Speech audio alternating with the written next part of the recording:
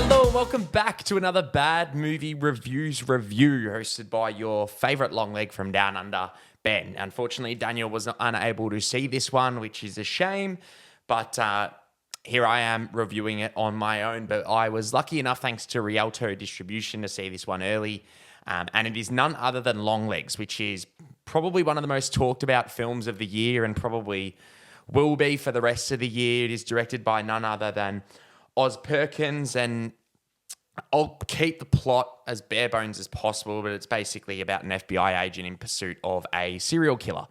And it, if you've been living under a rock, you might not know much about this film, but it is heavily talked about. Some people saying it might be the scariest movie of the decade, of the year.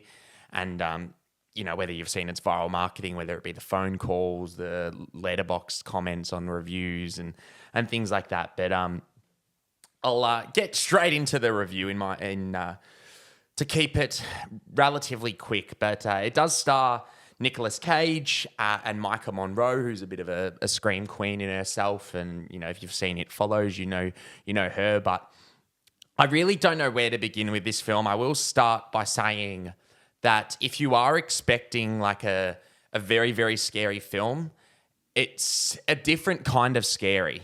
In saying that, it definitely is extremely uncomfortable, atmospheric. You feel claustrophobic. It feels like it's just gnawing at your bones the whole movie.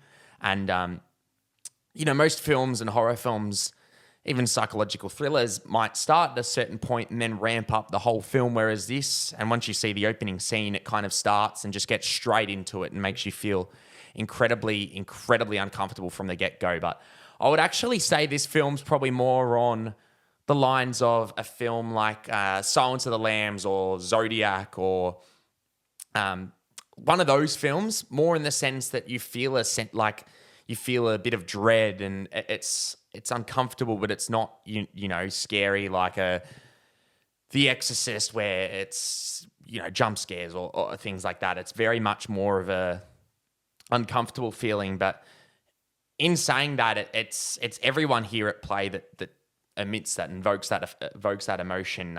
The cast is fantastic. Micah Monroe steals the show.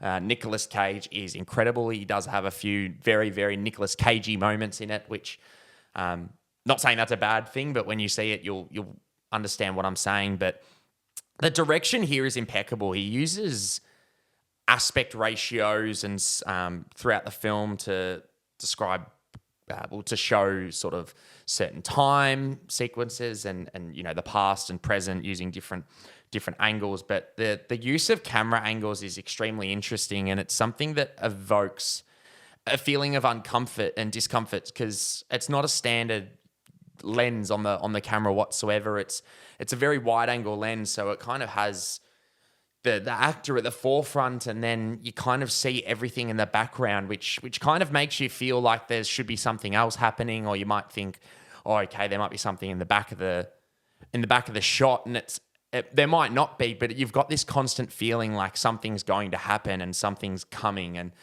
you never felt comfortable in the hour 40-minute runtime. I never felt comfortable, like I could rest. I was constantly just feeling a bit dirty, and I got home and I basically wanted to shower and cleanse myself.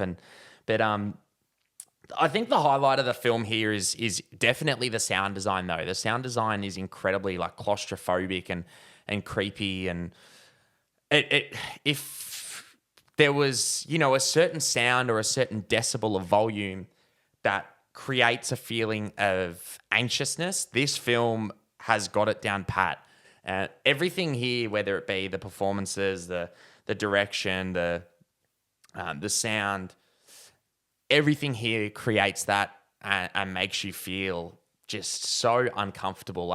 And I don't know if the marketing of the film, advertising that it is the scariest film ever or is the scariest film of the year, will inherently help the film, because some people might go in expecting like a Conjuring or something that's a serial killer film that has a lot of jump scares and has a lot of scary moments. But this film had a few moments that were quite creepy and horrifying, but it wasn't it wasn't a conventional scary film. It was a film that kind of crawled under your skin like you almost had, 1,000 daddy long legs, pun intended, crawling in you. You just felt out of body. It was kind of really unsettling and creepy. And I don't know if that will help it, because some people, will go in expecting this balls to the walls horror film about a psycho killer. But I can't recommend this film enough. It'll probably be one of my favorites of the year. I think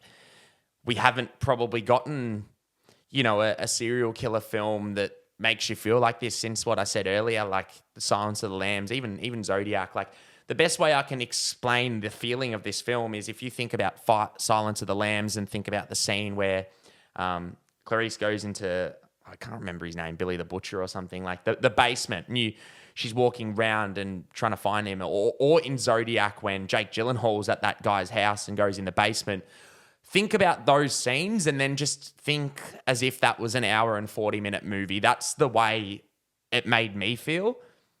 And it'd be interesting to see how other people feel about it as well. I know the film doesn't come out till the 19th of July here in Australia, so I was lucky enough to see it early, but I know it did come out in America on Friday, and I'd love to see what other people think, because I think it will be heavily talked about. Horror, the horror or psychological genre is one of the most talked about genres, and for good reason. It is very hard to make a good film in this genre. It's very hard to make a good film in general. So I can't recommend this film enough. I can't wait to see what Oz Perkins does with his next film.